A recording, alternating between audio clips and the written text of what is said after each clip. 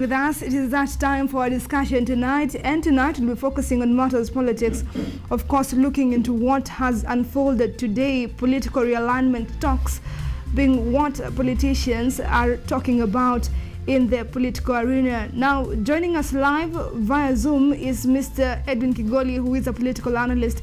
Many thanks indeed, Mr. Kigoli, for joining us tonight. Many thanks, Irene. I'm happy to join you and our viewers tonight. All right. Now, let's start off from the discussion that happened today. Jubilee Party now focusing on joining ODM Party to form a coalition at a time where One Kenya Alliance is also eyeing a coalition with ODM Party. How are these two coalitions going to augur? Will ODM join Jubilee, or will ODM join Oka Alliance, or will Oka Alliance and Jubilee stroke ODM form one coalition? Well, you see right now, Irene, everybody is trying to put the best foot forward in terms of finding the best vehicle to go into 2022. And we are going to see even more political realignments and alignments in the run-up to 2022, because every politician would want every single chance taken that would guarantee them a victory. And with regards to ODM and Jubilee Party, I think that is a coalition that is just but a matter of time, because these two parties are going to join and form one coalition that will, play as a vehicle to 2022. But then again, you've heard from the Secretary General, Raphael Tuju, that the coalition agreement they will enter with ODM will also allow other political parties to join the coalition. And today, Raila Odinga in Nakuru highlighted what would, pundits will say, like he's highlighting or lifting items that he's going to do when he's elected as president. And we've seen also his former coalition brothers, that is with Moses Wetangula, Musalia Mudavadi, and Kalonzo Musyoka, in Naivasha, trying to iron out issues with regards to One Kenya Alliance. So moving forward, I think, and then again, Irene, you've heard that One Kenya Alliance are not closing the door for possibility of working with Raila Odinga. But then again, through media reportings and pundits saying that there is some bad blood, seemingly, between Raila Odinga and some of his former coalition partners. But then again, in the end, it's about winning. And if Raila Odinga will guarantee them victory in the run-up to 2022, and then I believe they'll have no choice but to join. But then again, you've heard from ANC, through some of the elected leaders saying that they are going to ensure that Mudavadi goes all the way to the ballot. But the question is, Irene, even if he goes up to the ballot, is he going to win? Is he guaranteed of victory? Even if Kalonzo Musyoka charges forward the way he's doing and is like he's supported Raila Odinga since 2013 to 2017, this is his time. Is he standing a chance to win? And I believe in their consultative meetings that are happening in Naivasha, they are looking at bare facts, not just chest thumping like, I have been supporting Raila Odinga, so this is my time. It could be his time, but is he truly his time? Because when you look at numbers, Irene, they tell a different story relative to what they are saying. But Kalonzo Musyoka, if he goes by himself, can he win? I highly doubt. If Mudavadi charges into the ballot, can he win? I highly doubt. But if all these leaders come together with Raila Odinga, then Irene, they can mount a formidable challenge to His Excellency William Ruto. All right. Now, political pundits have said that the best flag bearer in the Oka coalition, or the defunct NASA coalition, is ODM leader Raila Odinga. But then comes the question of who will be the deputy flag bearer. Now, we are having Musalia Mudavadi being a formidable leader for that particular position. We're having Kalonzo Musyoka. Now, should Mudavadi be given the deputy flag bearer, it means Kalonzo Musyoka will be left out. If Kalonzo Musyoka is given, Mudavadi will be left out. Let's remove Gideon Moi, Kanu's Gideon Moi and Moses Wetangula from the equation and have these two leaders, Kalonzo and Mudavadi. Now, how will they balance the equation in these two particular leaders? How then do they make sure the leaders stay in the coalition if one is chosen over the other?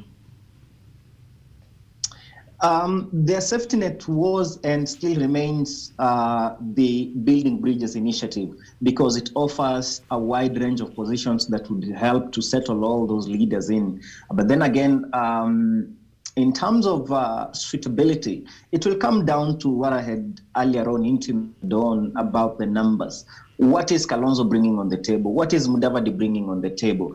And the likes of Wetangula and Gideon Moi. Now, for people like Mudavadi, Wetangula, and Gideon Moi, the immediate challenge that is posed to them is that for the case of those from Western Kenya, they cannot ignore or wish away the Raila factor in Western. Mm-hmm. There are those who say the wave is changing to the extent that the Westerners are going to vote as a bloc, but that is work that is continuing. Mm-hmm. And then again, for someone like Gideon Moi, they have to contend with the influence of William Ruto in Rift Valley. And from a clear eye and without biasness, I do not think Gideon Moi stands any chance against William Ruto in Rift Valley. So you will see, Irene, that already Musalia Mudavadi, Moses Wetangula, and Gideon Moi are going into that coalition with a limping foot. So, and when you go to the playfield with an injured foot, already your delivery is in doubt. So unless they secure the support base, and for Gideon Moi, I don't think he can do that in this 2022, or I don't know in the future, but in 2022, I don't think he'll be able to wrestle Rift Valley from William Ruto. I don't think Musalia Mudavadi, Moses Wetangula combined will be able to water down the influence of Raila in the coming elections, at least. So they'll have a lot of work to do in terms of convincing the Western Kenya people that this is the time to unite and rally behind a candidate. But then again, you had brought a very important issue, like who is going to be their running mate. When you look at Musalia Mudavadi, if he can negotiate and Kalonzo agrees to deputize him, then we go into the like arithmetic, the figures. We look at what is Kalonzo bringing on the table and what is Mudavadi bringing on the table. What is the deficit?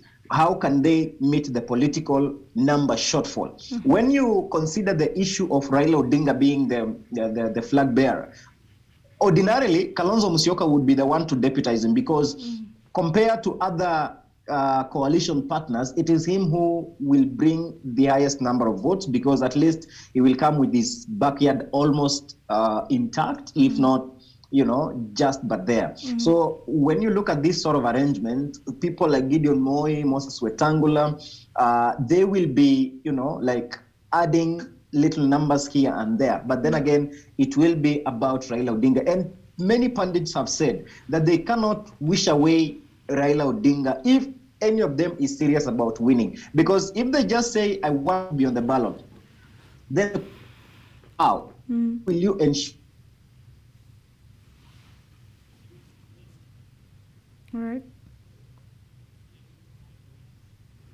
All right, Mr. Kigoli, can you hear me? We seem to have lost you there. Can you hear me? Yes, you can continue. Can you hear me? Yes, I can hear you clearly. We can hear you.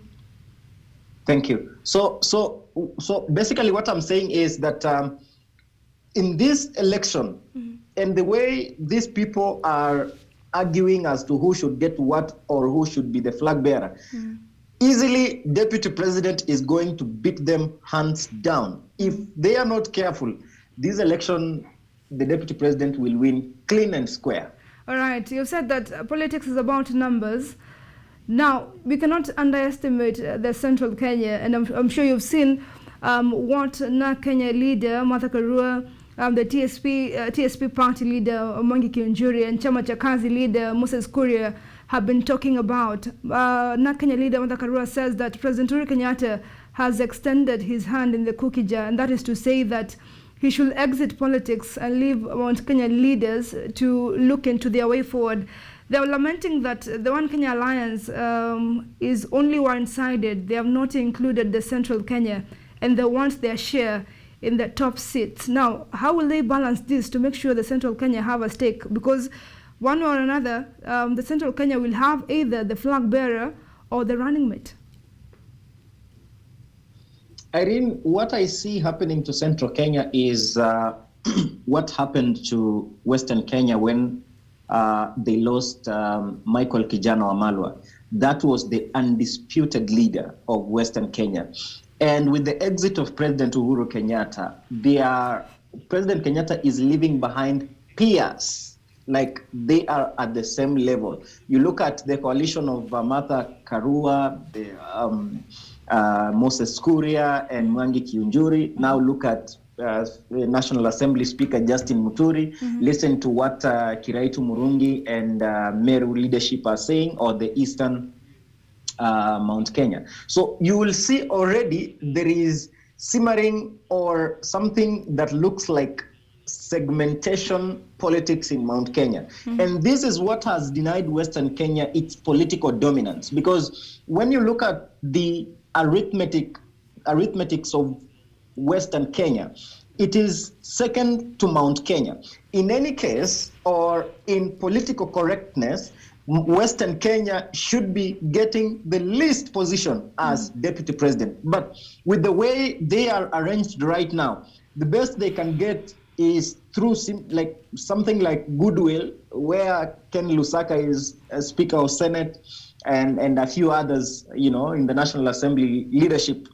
And this is a consequence of politics that is disjointed, politics that is marred by selfish interest and chest thumping and sectional leadership. So that, like Moses Wetangula would say, Bungoma is my home turf and my party is there.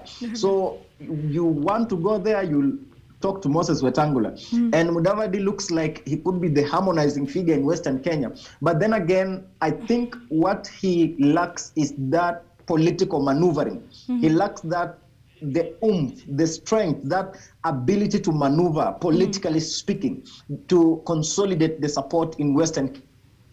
When you look at somebody like, now we go to Mount Kenya, Justin Muturi, Meru Governor, Kiraitu Murungi, you look at Mwangi Wairia, you look at now Moses Kuria, Martha Karua, Mwangi Kiunjuri. These are people you can easily put at the same level. So are they willing to put aside their ego and say, let us back one candidate to negotiate on behalf of Mount Kenya?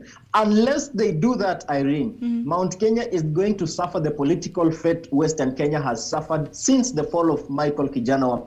And they are lucky enough that political pundits are making comments with respect to this. And for me, I have referenced Western Kenya's dominance fall from Michael Kijana Wamalwa as a warning sign to our brothers in Mount Kenya that if they do not put aside their selfish interest or, self-ambition and support one candidate, they are likely to suffer what Western Kenya is suffering right now. And to get them back on track from the dominance they've had over the years or decades, it's going to be very, very hard. And they still make...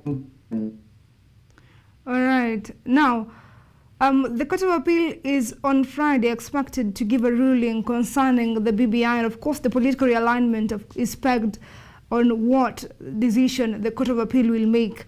Now, ODM leader Raila Odinga today in Nakuru County said that they will respect the decision of the court, but nobody can stop reggae. They've also intimated of having a plan B. Now, what could be the ultimate plan B? Should this BBI referendum, the BBI quest to occasion a referendum fall? I don't know if you can hear me. Yes, let me repeat the question. Now, ODM leader Raila Odinga today in Nakuru said that nobody can stop reggae and that they will respect the decision of the court. Should they decide to squash the BBI itself, they will be having a plan B. Now, questions have been raised. What is this plan B for them? And whether this quote-unquote Azimio la Umoja could be what they are pegged on as their plan B moving forward. A good question there, Irene. And plan B could be very simple.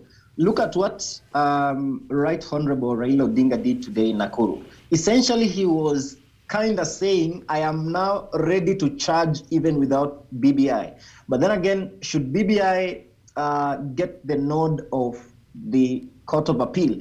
I don't think that would be the end of the road in terms of as far as litigation or court process is concerned, because any aggrieved party could move to Supreme Court to get the Supreme Court to pronounce itself finally on this matter. So whichever way it goes, constitutionally, BBI is technically out of question, because we have already eaten into 1 year by a few days. So and the Constitution requires that at least no less than a year, so already we are counting days that are fewer than a year right now. So I do not think, legally speaking now, BBI is feasible. It looks already over and out of question. So what I believe Raila Odinga will do is now to form a coalition with Jubilee, ensure that they continue to have, the much support that he's been lacking, because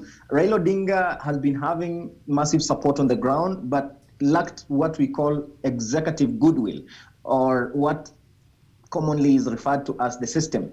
If now, this time round in 2022, the system is favoring Raila Odinga, then what he has to do is to ensure that his support base is not infiltrated. But at this particular moment, Irene, it is difficult to say that Raila Odinga's support base is still intact, because Deputy President has made serious inroads in Raila's traditional support base. And William Ruto is endearing himself to young people, and he's directly speaking to their concerns and their fears. And we Kenyans vote in a very funny way sometimes, because when you appeal to the emotions of Kenyans, you can easily win them. So what is happening right now is the infiltration in Raila's support base, which in the end could prove political catastrophic to Raila's bid to becoming president. But then again, it depends. If he's able again to marshal the One Kenya Alliance into his support, so that they say we endorse Raila Odinga and give Kalonzo Musyoka support to be the running mate, then we are seeing now a challenge that is going to be very interesting. So it is Raila Odinga versus William Ruto for the presidency, and those are going to be the only two candidates that will be for watch. Others are there for their own. But it will be Raila and William Ruto. So moving forward, if One Kenya Alliance are seriously interested in winning government in the coming elections, they have to pick one candidate and support Raila Odinga, because it looks like President Kenyatta favors a Raila presidency. And he is actually, we've seen from media reportings and stories making rounds, though it could be true, might not be true, that that right now the polls put Raila Odinga ahead of every One Kenya Alliance leader, meaning that he holds more political significance and dominance than all the others. In that case, the second best from One Kenya Alliance should support Raila Odinga. But then again, is Kalonzo Musyoka willing to support Raila Odinga for a third time? He has said that he will be the most, I think, I can't remember that word very clearly. He will be crazy. He will be crazy to support something Raila like that. Yeah. So I don't know if he'll swallow his words and say, for the sake of, because he said he'll do anything to make sure that William Ruto is not president. But then again, if he lives truly to that, then he'll come and tell Kenyans, I'm sorry, let us work with Raila Odinga and ensure we form government. But then again, they have to contend with the power and the vibrance and, the articulation of William Ruto in terms of running for status. But I didn't take this from me. All right. If elections were done today, as we are speaking, William Ruto would easily win the presidency. All right. Why? Because he has significant support on the ground, and he's the most organized and ready for this position. All right. Because the others again have to deal with the arrangement. who will get what, who will get this other position. So before they settle down to a candidate, Irene, and you saw even they were unable to do that today, before they get to a candidate, there will be a lot of negotiations, pull and push, and that is time wasting. While they are still negotiating in boardrooms and in conferences and seminars, William Ruto is busy reaching out to the electorate and explaining his agenda to the people. So you see, William Ruto is already focused, and them, they are still in organization. But then again, lastly, Irene, on that one, is that if maybe the only challenge that could come, and we'll see how DP will handle it, it is on choosing a running mate. But we'll see how he'll handle it. All right. Because of time, we'll have to wind it up there. But of course, it is a discussion that we can continue having as it continues to gain momentum, as One Kenya Alliance strategize themselves and the Jubilee ODM Pact gets into action. Now, many thanks indeed, Mr. Kigoli, for joining us tonight and giving us your political perspective on the political realignments here in the country. Thank you. All right, with that story, with that discussion, we are taking a short break, but once we return, we'll be giving you more on what is happening in the counties. Stay with us.